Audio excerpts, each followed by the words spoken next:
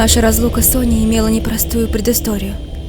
Мы оборвали с ней связь еще в далеком 2004 году, накануне дня ее рождения. Мы тогда даже не попрощались, и я не знаю, где она сейчас находится. В упрямой попытке достучаться до истины, прошерстив и испробовав все методы поисков и не найдя ничего, я решила заглянуть в свой отчий дом, в надежде найти какую-нибудь зацепку. В старом ящике я наткнулась на свои личные дневники. Записи унесли меня в года юности. Взрослые сделали все, чтобы украсть наше с Соней детство.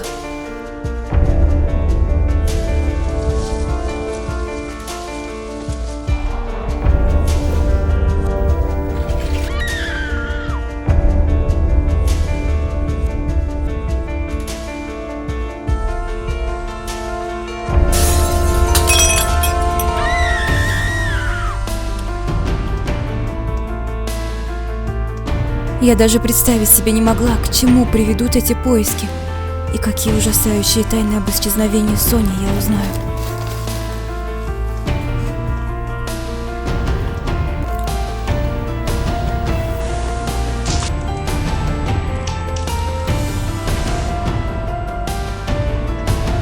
Цветы на ветру.